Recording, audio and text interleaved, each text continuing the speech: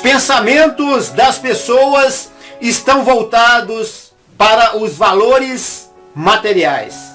E porque elas estão presas a esta terra, elas não amam a vinda do Salvador. Paulo, o apóstolo, amava a vinda de Yahushua e declarou isto antes da sua morte. Eu também amo a vinda de Yahushua e te digo, hoje e todos os dias do ano, observe os brotos da figueira. Segundo as Escrituras, a figueira é Israel.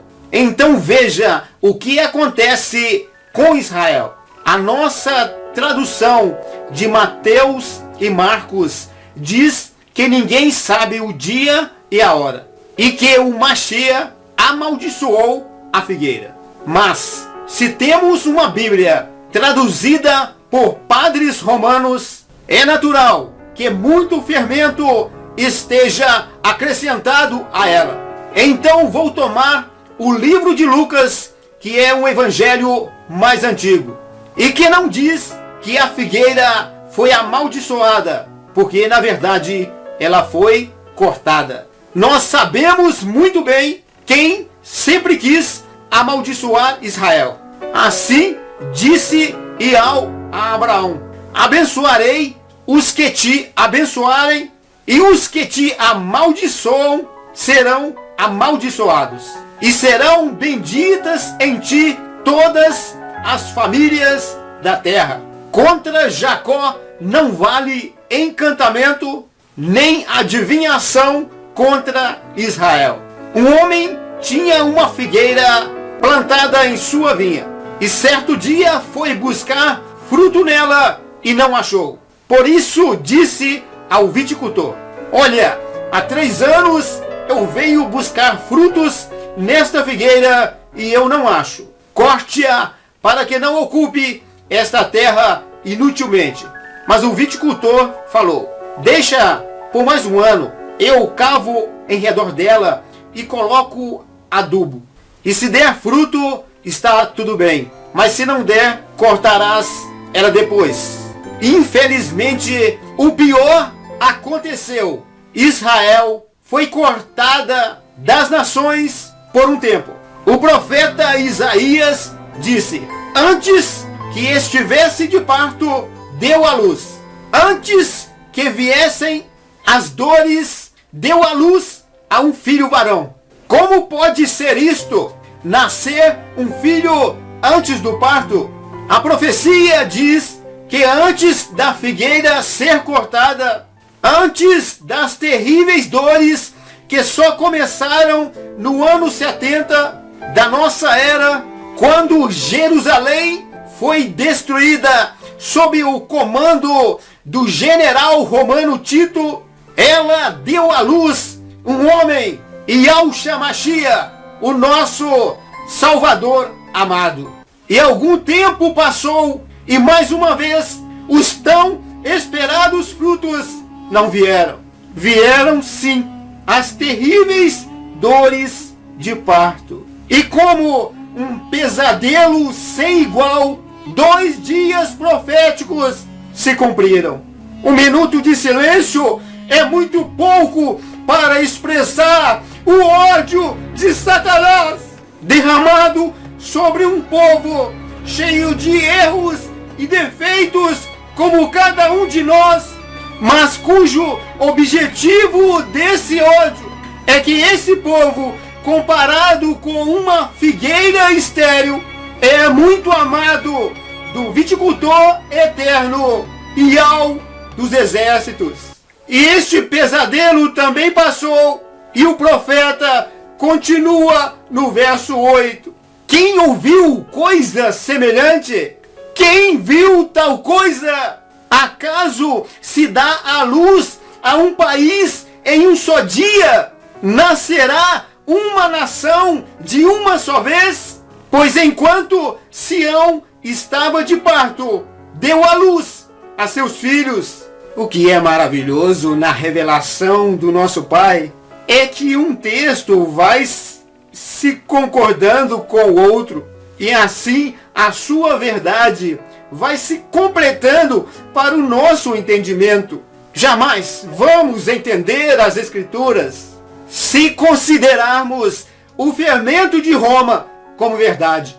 Dizer para ficar atento e observar os ramos da figueira não concorda nem um pouco com o argumento de que ninguém sabe o dia nem a hora. Dizer isto é uma contradição, porque o segredo do Eterno é para os que o temem, e a eles fará conhecer a sua aliança.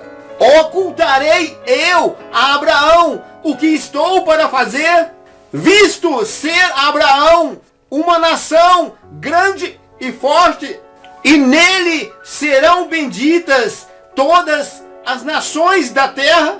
Este argumento também não combina com a profecia de Amós. E ao não fará nada sem revelar seu segredo a seus servos e profetas. Esse é nosso Pai eterno. Clama a mim e eu te responderei, e anunciar-te-eis coisas grandes e profundas que não conheces. Muito bem, vamos então observar a figueira. Vede a figueira e todas as árvores quando já brotam. Vendo a figueira, sabei por vós mesmos que o verão está próximo. Tendo chegado o tempo, a figueira cortada começou a brotar. Isso aconteceu na primavera de 1948.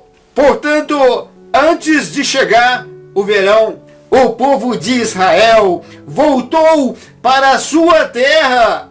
E ainda que os seus inimigos tenha atacado intensamente, esta nação prevaleceu, obtendo vitória em todos os ataques. Caminhar na história e ver os fatos acontecendo é algo maravilhoso. Acaso abrirei a madre e não farei nascer? Será que eu que faço nascer fecharei a madre? Quando virdes suceder estas coisas, sabei que está próximo o reino do Eterno. E esta geração que viu a figueira brotar não passará até que todas estas coisas aconteçam. Ficar atento e observar a figueira também nos leva a perguntar: qual é o tempo de uma geração? Os dias da nossa vida sobe até os 70 anos e nos mais robustos havendo vigor até os 80. Contudo, é só canseira e enfado, porque passa depressa e depois voamos, em outra tradução, e somos arrebatados. Muito bem, se a cada ano que passa estamos de olho no que acontece em Israel e tomando o tempo desta geração, aprendemos que, segundo o calendário de Roma, em 14 de maio de 2020, Israel, que brotou como figueira em 1948, completa 72 anos.